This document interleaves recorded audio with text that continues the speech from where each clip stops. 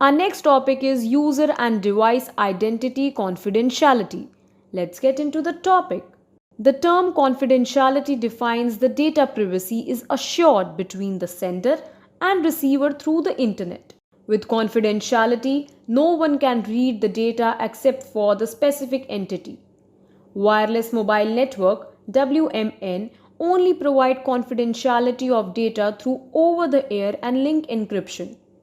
In this sense, the data transmission between the base station BS or eNode B and mobile station can be encrypted through symmetric or asymmetric cryptographic algorithms. But the data transmission between BS is plain text.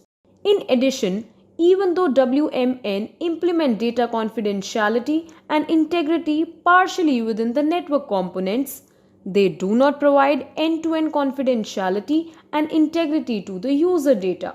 In order to provide secure end-to-end user communication, both sender and receiver of the communication must have a common encryption key for a symmetrical algorithm. Symmetric and asymmetric cryptographic algorithms should be compatible with different network architectures to provide confidentiality at the inoperable gateways. Next topic is integrity. Let us learn what is integrity. Data integrity is known to be one of the basic elements of security. The objective of integrity models is to keep the data pure and trustworthy by protecting the system data from any intentional or accidental changes.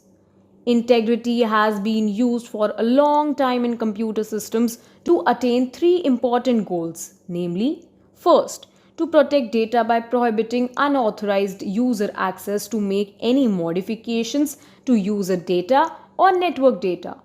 Second, to prohibit authorized users from making unauthorized modifications. And third is to prevent internal and external consistency of data and programs. There are two ways to measure the data integrity: criticality and credibility. Criticality can be described as a system that does not tolerate failures for internal and external events. Credibility can be described as something that is believed to have a degree of trust in place. Our next topic is mutual authentication and key management. Password based authentication is the most widely used method for remote user authentication. Existing methodologies can be classified into two groups, namely, first, weak password approach, and second, strong password approach.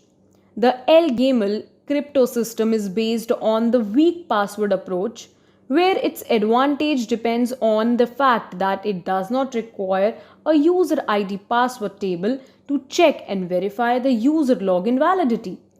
On the other hand, the weak password approach depends on a heavy computational load on the node that constrains device lack of capacity, which results in the difficulty in rendering 5G networks.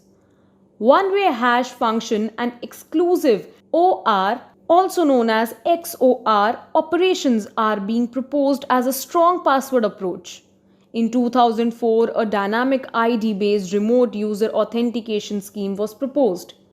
Based on this explanation, it requires much less computation and does not require any complex operations. Due to these reasons, this kind of proposed scheme certainly has advantages when implemented in constrained networks. Key management plays a pivotal role in enforcing access control on the group key and in group communication. In addition, key management supports the establishment and maintenance of key relationships between valid groups based on the security policy being enforced on the corresponding group. The techniques and procedure that can carry out key management protocols are: first, member identification and authentication. Authentication is a key factor to prevent an intruder from impersonating a legitimate group member. Furthermore, it is significant to prevent attackers from impersonating key managers.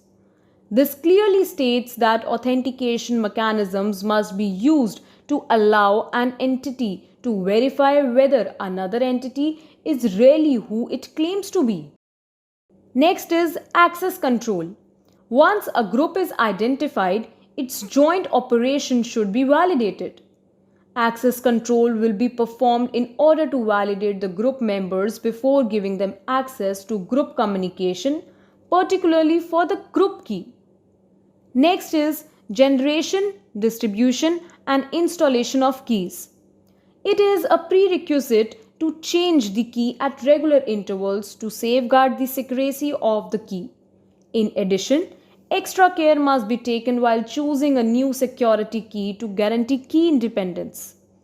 Furthermore, each key must be completely independent from any of the previously used keys and keys going to be used in the future. Otherwise, compromised keys may reveal other keys that will create a security loophole. In centralized techniques, a single entity is employed to control the whole group.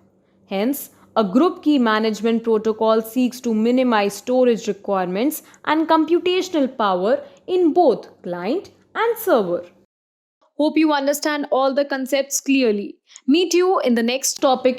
If you have any queries, please get in touch with us by typing your comment in the comment section. Thank you for watching. Do like and subscribe to our videos. So what are you waiting for? Join us for the course and do subscribe to our YouTube channel and don't forget to press the bell icon. Also, if you like our videos, don't forget to hit the like button and share our videos.